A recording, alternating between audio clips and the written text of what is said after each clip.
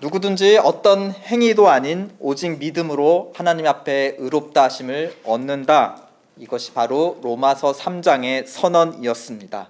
여기서 의롭게 여겨진다라는 것은 다른 말로 하나님의 자녀로 여겨진다라는 뜻입니다. 그것을 가능케 하는 유일한 조건은 믿음인데요. 믿음이란 무엇이냐? 자격 없는 우리를 자녀 삼아 주시는 하나님의 은혜를 받는 마음, 그것을 그대로 인정하는 마음, 그래서 하나님을 아버지로 인정하는 마음, 하나님께서 우리를 자녀로 인정하실 때에 그것을 거부하지 않고 나도 하나님을 무엇으로 인정하는 마음입니까? 아버지로 인정하는 마음, 그것이 바로 믿음입니다. 불의한 죄인에서 그러므로 의로운 하나님의 자녀로 신분이 바뀌는 구원의 비밀은 그러므로 오직 은혜, 그 다음 그것에 대한 반응인 오직 믿음인 것입니다. 잠시 믿음과 은혜 관계에 대해서 못다 다룬 것을 좀 더 깊이 생각하면서 이어서 오늘 로마서 4장을 강론하도록 하겠습니다.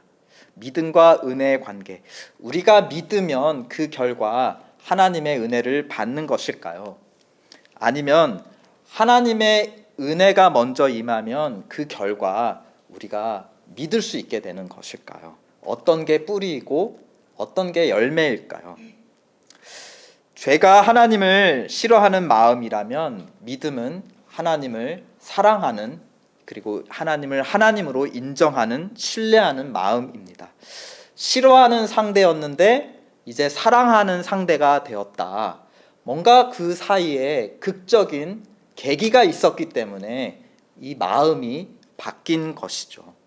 그 계기를 누가복음 15장, 우리 지난 강해에서 사용했던 누가복음 15장의 비유는 그 계기를 이렇게 드러냅니다. 아버지를 등지고 떠났던 죽은 아들이 다시 아들의 신분을 회복할 수 있었던 그 계기는 무엇이었을까요? 아들은 그저 종으로 삼아달라고 종으로 집에 돌아온 것이었어요. 그런데 아버지는 그 종이 되기를 원하는 자를 아들로 받아들였습니다. 그 받아들인 계기, 바로 아버지의 전적인 은혜가 있었기 때문에 가능했습니다. 아버지가 먼저 안아주시고 먼저 뽀뽀해 주시고 좋은 옷으로 입혀주시고 잔치를 베풀어서 마을 사람들 앞에서 공식적으로 내 아들이 살아 돌아왔다라고 인정해 주셨다라는 것입니다. 우리 현실 세계에서는 우리가 다시 하나님을 사랑할 수 있는 그 계기가 어떻게 주어졌는가, 어떤 하나님의 은혜가 있었는가, 바로 하나님께서 자기 친아들을 십자가에 화목제물로 내어주신 그 은혜, 그 은혜가 우리에게 찔림이 되고 우리의 마음에 할례를 입혀서 굳고 딱딱하고 하나님을 인정하지 않았던 마음이 녹아지고 하나님을 향해 열리는 마음이 되었다라는 것입니다. 그러므로 믿음은 은혜의 칼날로 할례받은 마음이죠. 새롭게 변화된 마음, 하나님을 하나님 있는 그대로 인정하는 마음이 바로 믿음입니다. 만약에 우리가 먼저 내 스스로 믿고 그 결과로 하나님의 은혜를 입었다 한다면 믿음조차 누구의 것이고 누구의 자랑거리가 됩니까? 내 자신의 자랑거리가 되는 것이죠. 그러나 은혜로 말미암아 감격하여 항복하여서 하나님을 믿게 되었다면, 그래서 은혜로 의로운 자녀가 되었다면 로마서 3장 27절 바울은 이렇게 묻습니다. 그런즉 자랑할 때가 어디냐? 우리가 믿음으로, 나의 믿음으로 구원받았다 하더라도 자랑할 것이 없느니라. 그런데 종종 우리는 믿음조차 우리 것인 양 자랑합니다. 그렇죠? 그리고 은혜를 못 받는 것 같은 사람이 있으면 믿음이 약해서 그래 라고 약간 무시하고, 자기는 믿음이 좋기 때문에 이런 축복을 누린다라고 하는 식으로 은혜를 받은 것을 자랑하기도 합니다. 하나님이 주신 은혜, 그 은혜로 생긴 믿음조차도 우리의 자랑거리로 바꾸는 것은 뭐죠? 우리가 가진 죄성의 극치라고 볼 수 있겠습니다. 그렇다면 누구를 대신 자랑해야 할까요? 누구에게 영광을 돌려야 할까요? 은혜로 우리에게 믿음을 주신 바로 은혜의 하나님만을 자랑해야 할 것입니다. 그러므로 믿는 자만이, 은혜 받고 믿게 된 자만이 하나님께 영광을 돌릴 수 있다라는 것입니다. 하나님께 영광을 돌린다라는 것은 로마서 1장 2절의 이정에 대한 반전이고, 예수 그리스도께서 이 땅에 오시기 전까지 인류 역사에 뒤집는 반전이 아닐 수 없습니다. 왜냐하면 로마서 1장 2장을 요약하는 구절 무엇이죠? 모든 사람이 죄를 범하매, 다른 말로 하면 모든 사람이 믿음이 없으므로, 모든 사람이 하나님을 하나님답게 인정하지 않기 때문에 그 결과 어떻게 할 수 없다는 겁니까? 하나님께 합당한 영광을 돌릴 수 없게 되었다. 그런데 이제부터 하나님께 영광 돌리는 사람들이 나타났는데 어떤 사람들만이 그것이 가능하냐? 바로 하나님의 은혜를 입고 자기의 아들 된 것을 받아들이고 하나님을 아버지로 인정하는 사람, 그래서 오직 은혜 받고 믿는 사람만이 하나님께 영광을 돌릴 수 있게 되었다. 오늘 로마서 4장은 그렇게 은혜를 받고 믿음이 생겨서 하나님께 영광 돌리기까지의 이른 첫 사람을 소개하고 있습니다. 그 사람은 누구일까요? 바로 창세기의 주인공, 오늘 4장에서 집중하고 있는 아브라함. 아브라함의 대명사, 별명 무엇이죠? 믿음의 조상이다. 믿음의 조상이라는 것은 그 앞에 뭐가 있다는 겁니까? 은혜를 받은 사람. 그래서 하나님을 하나님으로 믿은 사람, 그 사람이 아브라함이었습니다. 오늘 우리가 읽은 첫 절 18절을 보시면 아브라함의 믿음에 대해서 이렇게 묘사를 하고 있습니다. 아브라함이 바랄 수 없는 중에 바라고 믿었다. 먼저 믿음이라는 것은 바랄 수 없는 중에 나 자신에게 바랄 수 없다는 것을 인정하는 상태가 바로 믿음이죠. 거기가 출발인 것이에요. 나에게서 내가 이룰 수 없다는 것을 깨닫게 되었다. 그러면 이것을 대신 이루어 줄 수 있는 그 누군가, 대상을 찾아야 하는 것입니다. 믿음은 항상 대상을 찾기 마련이죠. 나 자신에 대한 이제 믿음이 없어졌습니다. 다른 누군가에게서 믿음을 찾아야 합니다. 아브라함이 봤던 그 믿음의 대상은 무엇이었습니까? 18절에 보면 바라고 믿었으니 무엇을 믿었죠? 이는 내 후손이 이 같으리라 하신 말씀대로 그 말씀을 믿었다. 내 후손이 이 같으리라는 약속은 창세기 15장 5절, 우리 토요 아침 예배에 이제 창세기 강해를 하고 있는데요. 몇 주 전에 살펴봤던 창세기 15장 5절 말씀의 인용입니다. 하나님께서 늦은 나이에도 불구하고 후손이 없는 아브라함에게 밤하늘을 보여주시며 너 자손이 이같이 많을 것이다, 셀 수 없이 많을 것이다 라고 약속을 하셨는데, 아브라함이 그것을 스스로는 이룰 수 없음을 인정하고 하나님이 주신 약속에 자기의 믿음을 두게 되었다. 그러니까 약속이 먼저 있기 때문에, 믿을 대상이 있기 때문에 믿음이 가능한 거죠. 약속을 주신 분이 먼저 있기에 믿을 수 있다라는 것입니다. 그런데 믿으려면 믿을 만한 근거가 있어야 할 것입니다. 즉, 그 근거 무엇이죠? 은혜가 있어야 합니다. 그러므로 창세기 15장 이전에 창세기 12장부터 14장까지 어떤 기록이냐 하면 결국 하나님께서 아브라함에게 은혜를 베푸신 사건들이 12장, 14장입니다. 어떤 은혜를 베푸셨는가? 하나님은 먼저 찾아오셔서 그 앞에 나타나셨습니다. 그리고 불러내셨죠. 그리고 약속의 땅으로 함께 인도하셨습니다.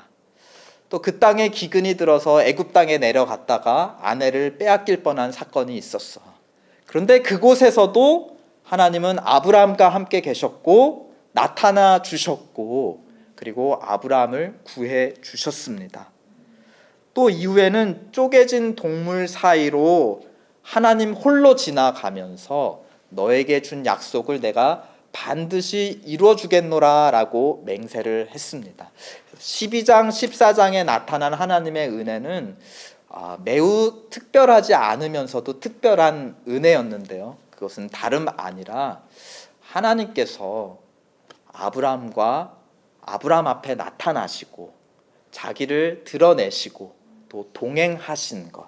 사실 12장에 약속한 그 첫 성취가 20장이나 돼서야 이제 하나 처음 이루어집니다. 그 사이는 계속 약속만 하시고 성취는 사실 일도 이루어지지 않아요. 그러니까 성취 자체가 은혜였다기보다는 하나님께서 아브라함에게 나타나셔서 그와 계속 동행하신 것 자체가 아브라함에게 하나님을 믿을 충분한 은혜가 되었다라는 것입니다. 그 약속을 하신 이후로 창세기 12장에 약속하신 이후로 25년이 지났지만 약속의 일도 이루어지지 않고 창세기 이제 17장 18장에 이르르면 아브라함이 100세나 이르게 됩니다. 그 100세에 이르렀다 하는 그 의미를 오늘 로마서 본문 19절을 보시면 이렇게 표현하고 있습니다. 자기 몸이 죽은 것을 알게 되었다. 여기서 실제로 사망했다라는 것이 아니라 아들을 낳을 수 있는 그 공장을 문 닫았다라는 그런 의미입니다. 그리고 그것을 더 확증해 주기 위해서 아내 사라의 태도 죽었다라는 것입니다. 그럼에도 몸 상태는 점점 죽어가는데 약해지는데 정반대로 강해지는 것이 있었어요. 무엇인가요? 19절을 보시면 백사나 되어 자기 몸에 죽은 것 같고 사라의 태가 죽은 것 같음을 알고도 함께 약하여지지 않고 오히려 강해진 것 무엇이었습니까? 믿음이었습니다. 그러니까 믿음은 굉장히 신기한 게 우리의 몸 상태와 사실 정말 참 믿음이라면 우리의 몸 상태와 반비례하는 것이 믿음이 아닐까 싶습니다. 왜냐하면 내가 아무것도 할 수 없을 때일수록 하나님의 은혜가 전적인 것이 되고 그런 전적인 은혜가 전적인 믿음을 창조하기 때문입니다. 여러분의 몸은 점점 어떠신가요? 약해지시나요? 그렇다면 믿음은 어떠신가요? 함께 약해지시나요? 아니면 약하여지지 않고 더 굳건해지시나요?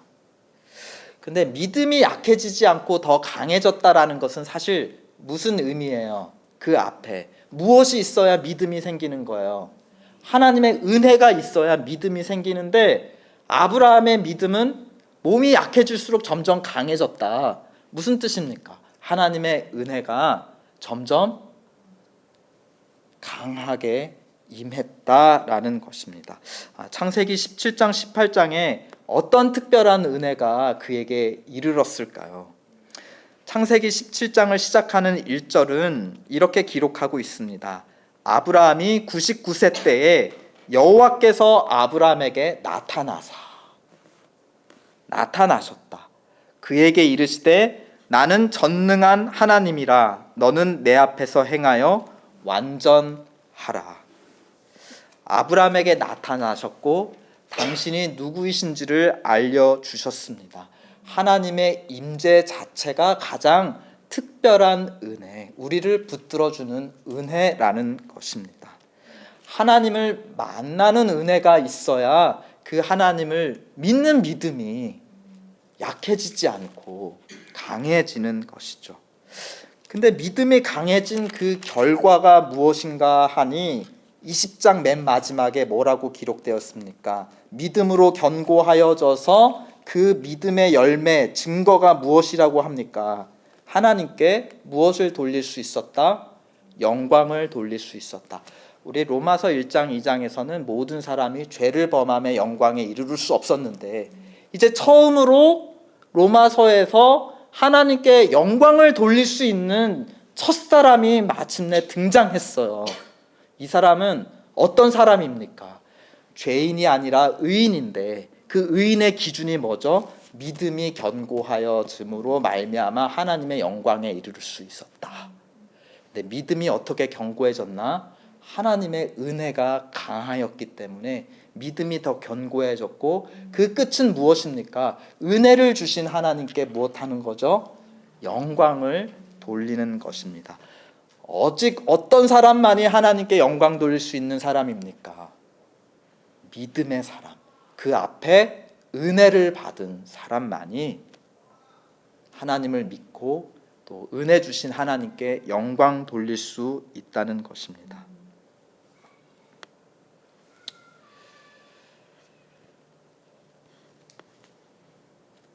그렇다면 하나님은 아브라함에게 당신을 전능자 하나님이라고 창세기 17장에서 그의 몸이 99세, 100세에 죽은 것 같을 때에 전능자 하나님이라고 계시하셨습니다.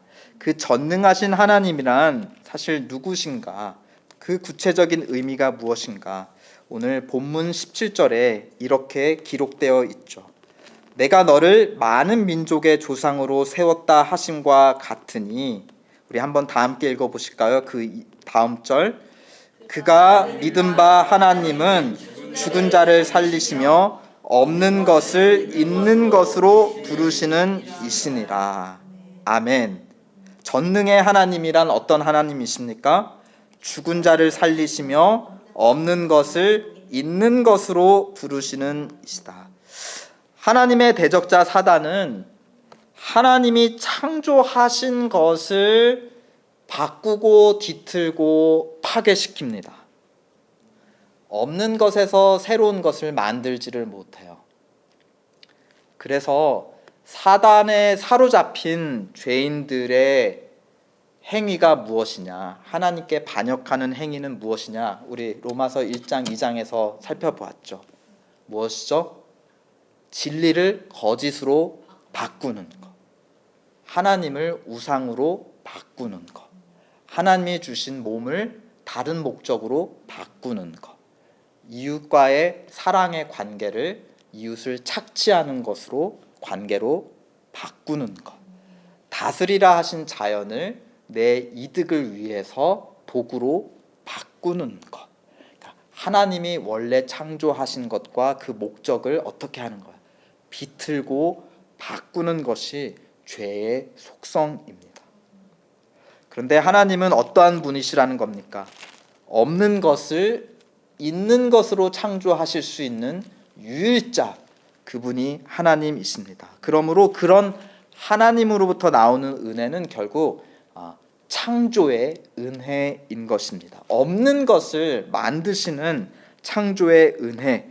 성경에는 이런 창조의 은혜로 가득합니다. 먼저 아브라함에게 임한 은혜, 죽은 자나 다름없던 아브라함에게서 약속대로 친아들 이삭이 사레로부터 태어납니다.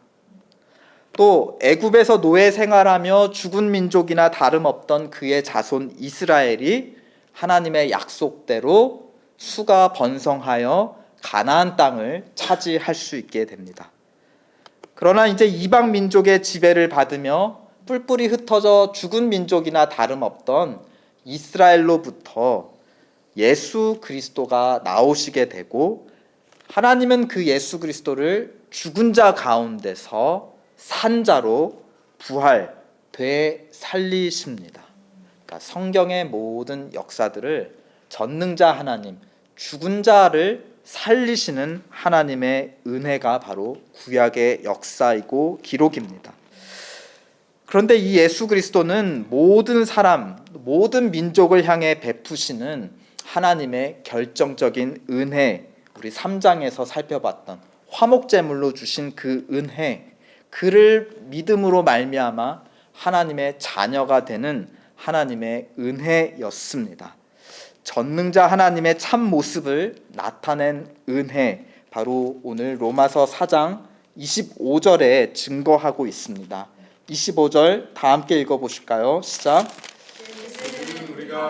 참 때문에 내줌이 되고 또한 우리를 의롭다 하시기 위하여 살아나셨느니라. 예수를 통해 드러난 하나님은 누구이신가?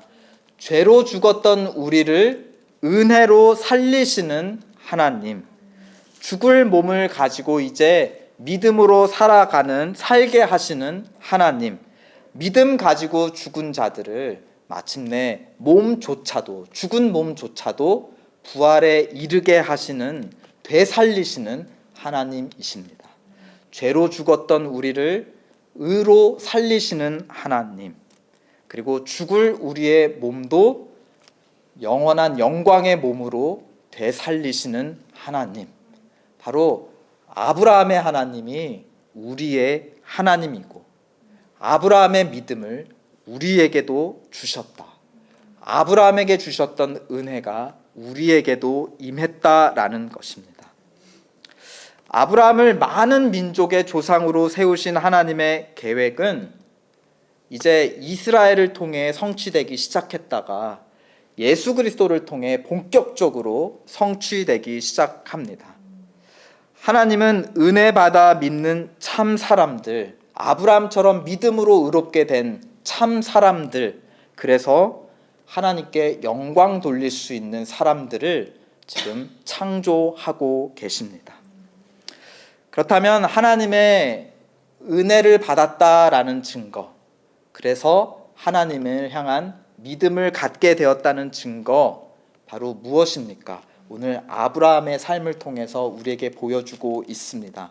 바로 20장 끝인데요, 우리가 살펴봤던 것처럼 믿음이 없어 하나님의 약속을 의심하지 않고 믿음으로 견고하여져서 무엇을 할 수 있게 되었습니까? 하나님께 영광을 돌릴 수 있었다. 그러니까 은혜를 받았다는 증거, 그래서 믿음이 생겼다는 증거 무엇입니까? 무엇을 통해서 알 수 있습니까? 보이지 않는 은혜, 보이지 않는 믿음, 무엇을 통해서 알 수 있습니까? 하나님께 영광 돌리는 행위를 통해서. 좀 더 구체적으로 지금 우리의 처해 있는, 우리가 앉아 있는 이 현장을 빗댄다면 하나님께 드리는 예배야말로 우리가 은혜 받은 자라는 증거, 믿는 자, 즉 의롭게 되어 하나님의 자녀된 증거인 것입니다. 다르게 얘기하면 예배는 하나님을 하나님으로 인정하는 자리입니다. 그리고 그 하나님 앞에서 하나님이 창조하신 나를 나로 인정하는 자리, 그리고 하나님께서 창조하신 너를 너로 사랑받는, 의롭게 된 하나님의 자녀로 인정하는 자리. 그러니까 우리는 죄로 말미암아 진실을 계속 왜곡해 왔는데, 예배의 자리는 무슨 자리입니까? 진실이 회복되는 자리, 모든 것이 제 자리를 찾는 창조의 사건이 바로 예배인 것입니다. 5장 1절 2절 한번 다 함께 읽어보실까요? 시작. 그러므로 우리가 믿음으로 의롭다 하심을 받았으니 그 결과가 무엇입니까? 우리 주 예수 그리스도로 말미암아 하나님과 화평을 누리자. 또한 그로 말미암아 우리가 믿음으로 서 있는 이 은혜에 들어감을 얻었으며 하나님의 영광을 바라고 즐거워하느니라. 은혜와 믿음의 끝은 하나님의 영광을 즐거워하고 바라는 것입니다. 그렇다면 오늘 로마서 4장의 진리는 우리에게 우리가 드리고 있는 이 예배에 대한 좀 신선한 이해를 가져다 줍니다. 보통 우리가 예배에 나오는 이유와 목적 중에 하나가 좀 은혜가 좀 떨어졌는데, 그래서 이제 좀 전기 배터리 충전하듯이 좀 은혜 좀 받고 좀 충전해야겠다. 근데 오늘 말씀은 우리에게 예배에 대한 정반대의 그림을 보여주고 있어요. 은혜가 없는데 은혜 받기 위해서 나왔다라기보다는 무엇이죠? 은혜를 받았고 하나님이 죽은 자를 살리시는 전능자 하나님이신 것을 믿고 인정하게 되었기 때문에 그 끝에 하나님께 영광 돌리고 그를 즐거워하고자 우리는 이 자리에 모였다는 것입니다. 그렇다면 우리는 언제 은혜를 받아야 된다는 말인가요? 우리 주일 예배에 하나님께 영광 돌리기 위해서 모였습니다. 그렇다면 언제 은혜를 받을 시간이 있다는 겁니까? 주중에, 그쵸? 우리 교회에 모여서 하나님께 영광 돌린다면 어디에서 하나님의 은혜를 받는 게 합당하다는 겁니까? 세상에서.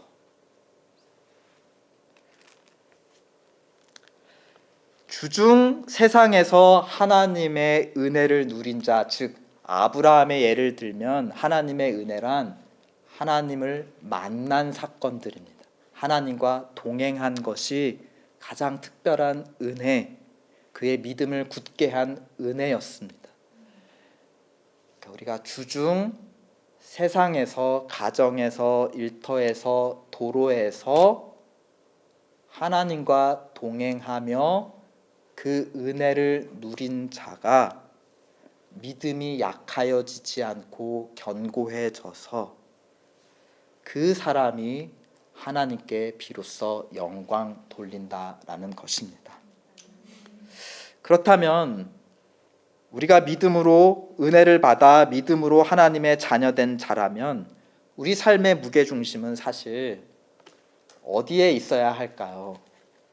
주일이 아니라 어쩌면 주중에 있어야 할 것입니다. 교회가 아니라 세상에 있어야 할 것입니다. 주중 세상에서 하나님의 특별한 은혜, 하나님과 동행하시는 은혜 누리시기를 우리 주 예수 그리스도의 이름으로 축원드립니다. 아멘.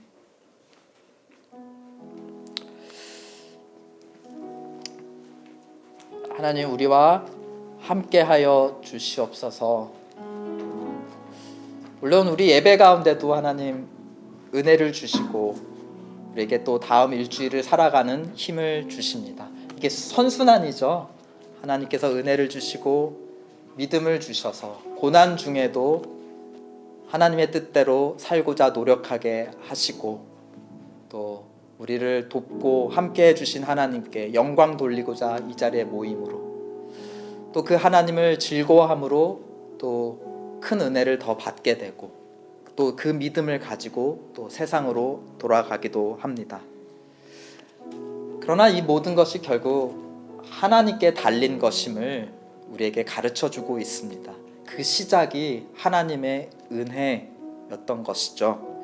그러므로 하나님, 우리에게 선한 능력으로 은혜로 우리를 붙들어 주시고 우리에게 나타내 주시고 우리와 동행하여 주셔서 우리가 함께 모였을 때 한 목소리로 하나님께 영광 돌리고 또 서로에게 하나님의 은혜를 간증할 수 있는 기회를 허락해 주시옵소서. 우리 이러한 간절한 마음을 가지고 우리 이 찬양 함께 부르시겠습니다.